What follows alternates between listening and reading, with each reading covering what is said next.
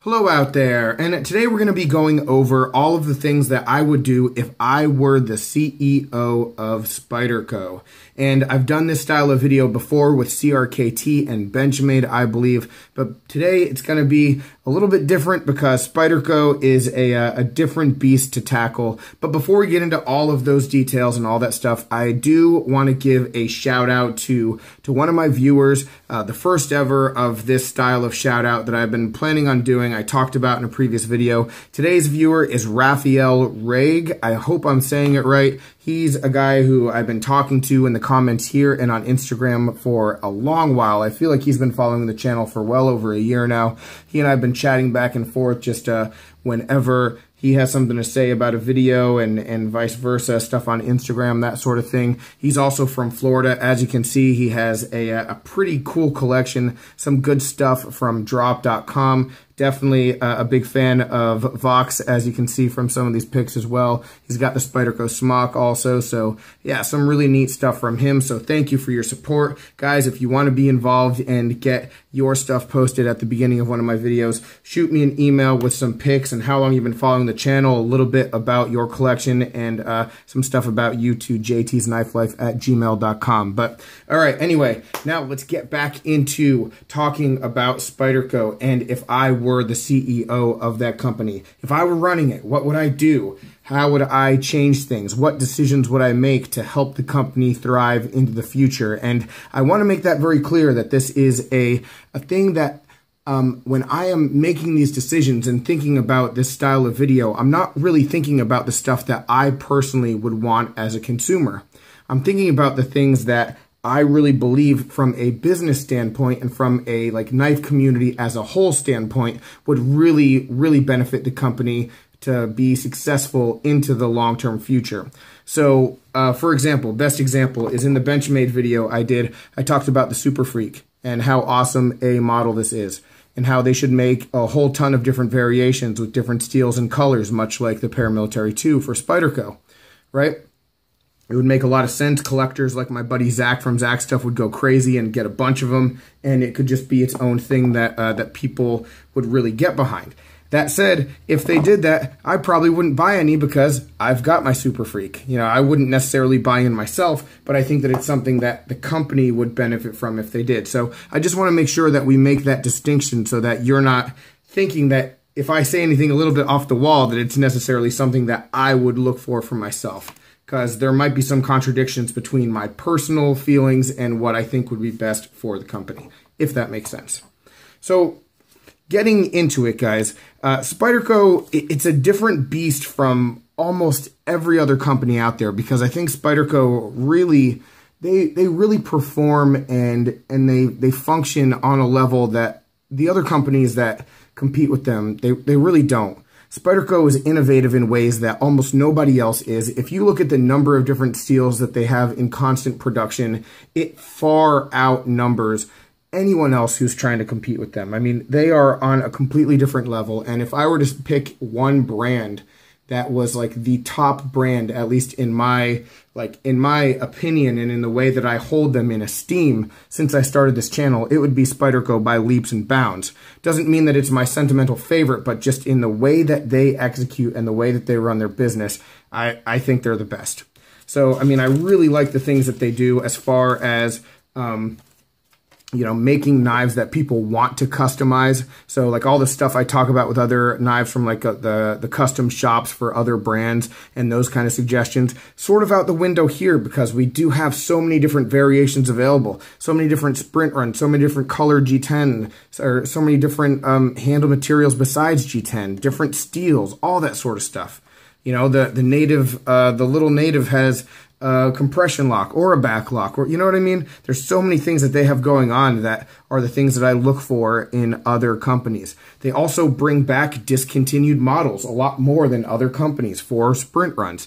They did, I think, 2 or 3 in the past year, and they have a new Dodo variation coming out from Blade HQ sometime soon, you know? So they are really just like pumping on all cylinders in a lot of the ways that I look for when it comes to a company.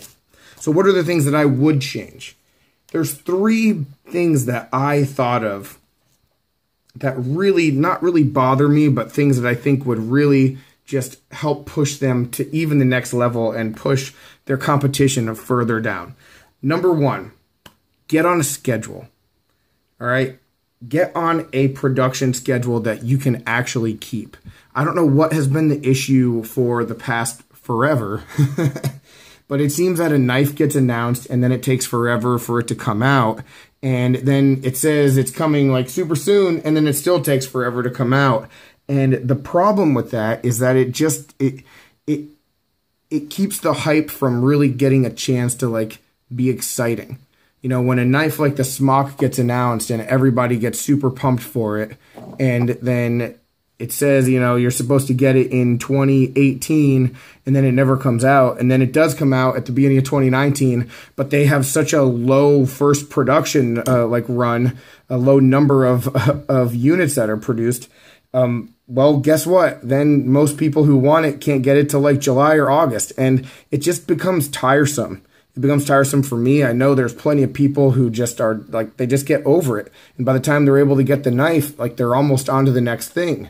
I can understand from a like marketing standpoint, it's a good thing to have people interested in your product. And it's a good thing to have more demand than supply, but there comes a time where it just ends up pissing people off. And if I have $150 to spend on a knife and I wanted to get a Smock, and I waited 6 months to get a Smock because it was 6 months late coming out, and then I couldn't get the first run, and so I'm waiting 6 more months, I'm probably going to find another knife. You know, if I've got $150 to spend on a knife, like, and that's all I have to spend on a knife, I'm not waiting a year to get a knife. And I'm not going to try to pretend that I understand everybody who buys knives from Spyderco's or from Spyderco, but I think that there's a good number of people who just get burned out on stuff like that. The people who are the collectors, I sort of feel like they're going to stick around no matter what. If you're a collector and you're invested and you're in it, like you're going to be in and sticking around. Regardless of that, you're used to the game, and that's just part of it for you. But for the more lay kind of Spyderco fan, I mean, I'm sure that can just become like tiresome and make you move on to something else. And with the amount of competition and the other great knives at good prices that are out there, that's something that, you know, would really sort of bug me. So just not letting that hype fade, and making sure when the knife is released that you do have a decent, at least first production run so that people can actually get their hands on it. You know, and it's not even just knives like the Smock. It seems like everything is included in that. The Bow River, which was a budget fixed blade, I think a $35, $40 knife. That one had the same problem, and it was out of stock, and then no one could find it for a good long time. So just definitely something that I would try to get on top of, especially with that new system that they have for this year with the reveals. I mean, they're not even able to stay on pace with that time frame of 3 months. So it's just been a struggle for them, and I'd like less information, maybe. So like less information, don't tell me anything if you're not going to be able to stick to it. You know what I mean? So if you're going to announce a knife, like, stick to when you say that knife is going to come out, or just don't announce it and let it be a surprise. And that can be a fun thing in its own right. You know, whenever you get like a sprint run or a new model that comes out with little notice, that creates a lot of hype, and that can be a lot of fun as well. So there's no harm in doing anything like that. All right, the next big thing that I want to talk about that I would change is just a little bit of tweaking in the way that sprint runs are done. Excuse me, guys, my voice is starting to come back, but it's still just a little bit shaky. So, so sprint run adjustments. So what I see in sprint runs, and I have a couple of them here. Sprint runs are great, and the thing that Spyderco does, I think, better than anyone else is, like I said before, give a lot of variations and a lot of options. And so that can be a great thing in that if you like the Paramilitary 2 or the Mannix 2 or so many of their other designs, you will be able to find, most likely, the perfect version for you, whether it's a color or a steel choice or anything like that. Now, for collectors, you know, that's really the bread and butter, because these things are very limited and they're hard to come by sometimes, and they sell out super quick. And if you do end up like finding the one that you want, you know, like it's doable, like I said, but it could cost you a lot of extra money. And so what you have is sort of a little bit of conflict between people who are collectors and people who just want the item in order to use it because they want that specific look or that specific steel or that specific material. Whatever it is that makes the sprint run a sprint run, somebody wants it not just to put in a cupboard and hide away. So how do you come to a compromise with that? Like, what could you do in order to make that happen? Well, what I like that Spyderco does is they have a lot of these more exotic knives that are in constant production. The Maximet one for Paramilitary 2 and Para 3 is a regular production. They have the S110V that's a regular production. I think some of the knives had ZDP 189 for a while. You know, so they do a lot with that. That gives you those other like non-common steel options all the time.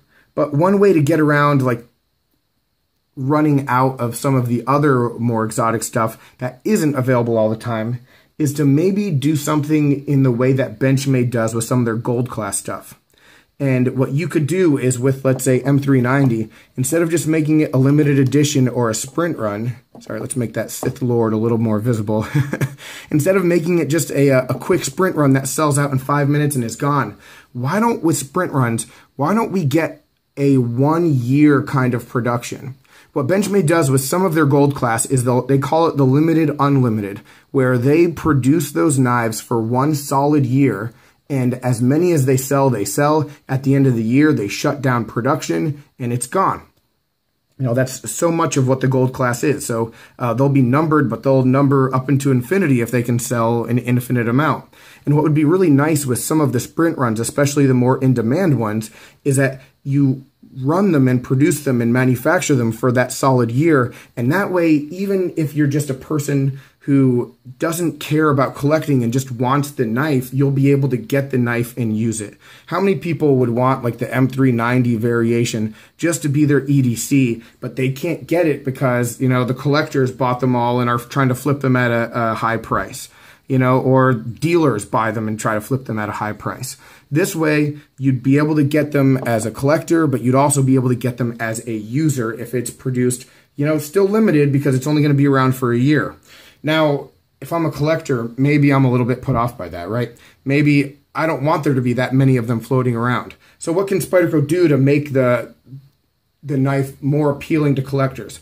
Well, you could do some kind of like logo or like a star or something to indicate like the first 200 or 300 that are produced for the run, and then those can be like harder to come by and more of a collector's piece if that's, you know, something that appeals to people. Or you could do like a limited edition coin. That's actually what I think would be very cool, is if they did a limited edition coin that was like sold to people who got like the first few hundred of them. And then that way the collectors could have that piece, and that could be a special piece that like differentiates theirs from the others. But then the guys that just want the knife to use it and EDC it and don't give a crap about the collecting aspect, they have what they want to. It appeases everybody. You sell a lot more units. Let's be real. You'll sell them all, you know, and if it's just a limited unlimited like that, it's only going to be a sale of things that are in demand. And once the demand is gone, you stop. So I think everybody could win in that situation. So that's definitely what I would do with the sprint runs, especially the ones that are most sought after, like the PM2s, Manixes, Para 3s, that kind of stuff. All right.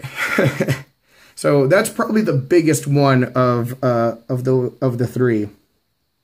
The last thing that I would do, the last big thing that I would do as Spyderco, running Spyderco, is I would sort of look into and explore the possibility of adjusting the steels that I use on certain models, especially the ones that come out of Tai Chung.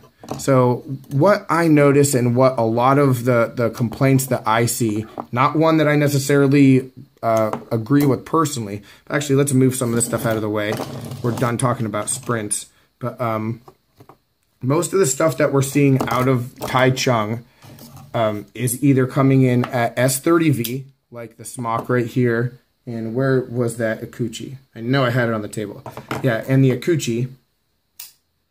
You know, or you're getting like the much higher end stuff with S90V. Personally, I really like S30V. I think it's great. Good steel, good EDC, all that kind of stuff. No problem with it. But for a company that is so on the cutting edge, and I'll use the word pioneer again when it comes to steels, it just seems like a contradiction for them to put out so many knives in a steel that is so common to many other companies. They do a good job with it, and I've heard complaints about Spyderco's S30V. I think that the knives that I get from Taichung are probably the best that I have from Spyderco, and some of my favorites. So I don't really have any complaints, but I think the community as a whole and the people who are really into steels and the people who are spending a lot of money on Spydercos would probably like to see something a little bit better and a little bit like more high-end, and maybe just a little bit more variation. Not even necessarily better, but just something different than, hey, this really good knife is going to come out, it's going to be S30V. This really good knife is going to come out, it's going to be S30V. Let's try something a little bit different. And I know they do that occasionally, and I know there's a new model coming out soon in LC200N, but I mean, I would go to the point where I would actually create a variation that gets released with the first variation immediately. And what I mean by that, and I'm trying to think if I have anything here, and I don't, but if you think about a knife like the Native that has the lightweight version and the G10 version, or back to the Manix that has a lightweight version and the G10 version. The lightweight versions sometimes come with a lesser steel, and you know the lightweight FRN kind of handle material is more inexpensive, so you have different kind of price tiers. So if you're getting into Spyderco now, you're going to go after a Native. You have your choice. You know, you have one price tier or a different price tier depending on what materials that you get. Well, what I would suggest is doing what some of the other companies are doing nowadays with their releases and immediately releasing these two different price tiers. I think Steel Will is a company that does it with some of their knives, where they'll have like D2 and carbon fiber, but they'll also have, you know, maybe a different steel and G10. And I think with knives like this, it would be pretty interesting if we either went a little more expensive with a variation or a little less expensive even with a variation right off the bat. You know, if we just did a plain G10 without the carbon fiber laminate, a plain G10 with like maybe CTS BD1 and steel on this at a little bit less expensive of a price, say cut 30 bucks off of it, that would be pretty interesting and compelling to a number of people. And I also think if you went the other direction, souped it up, you know, gave us something like M390 plus full carbon fiber, you know, peel ply carbon fiber, that would be pretty awesome too. And so there's a little bit of wiggle room. Like, what direction do we go? Would this be the base model here and then we go higher, or would this be the base model and there's one that's lower? But I would definitely explore something like that, because these models, I think, are good enough that they deserve the same kind of treatment that like the Para 3 and the Paramilitary 2 are getting. And, you know, this like lightweight versus not lightweight, carbon fiber sprint, all that kind of stuff. These knives, the ones from Taichung, don't seem to get that as often, and they definitely should. And I think that if when you released them, you had these two different price tiers, two different levels of quality, I think that it would open the models up to a number of people. And what I find personally is that when I get one of the lower end versions and I like it and I like the design, what ends up happening, I invest in the higher end version as well down the road if it's something that, you know, appeals to me that much. And so I think you get an opportunity to build more sales. You get an opportunity to build a more rabid kind of customer base who might either get this for collection purposes, but also just to use if you have different levels of quality between one and the other. So those are really the three big things. I mean, I could probably talk about this for another 20 minutes, and I'm just not gonna, but because it could just go and go and go. But for me, the three big things: get on a manufacturing schedule that can be dependable, adjusting the sprint run to appease both the collectors and the people who just want to be able to get their hands on the damn knife. And then three, maybe coming out with these great models with a number of variations right off the bat to sort of appeal to multiple groups of people and sort of not necessarily hedge complaints, but make a bigger group of people happy right off the bat. All right, guys, I know that there is a whole lot more to talk about. I would love to hear your take on this down below. What did I miss? What things would you suggest? Guys, I'll tell you also, I'm not on the forums, so how much of this stuff has been debated and talked about before, I have not the faintest clue. So if this is something that's been asked and answered already, if I'm going over old news, hey, I'm sorry for that. But you let me know down below the stuff that I need to know about, and we'll definitely have that conversation, all right? Thanks again to everybody for watching. Have a good one, and take care.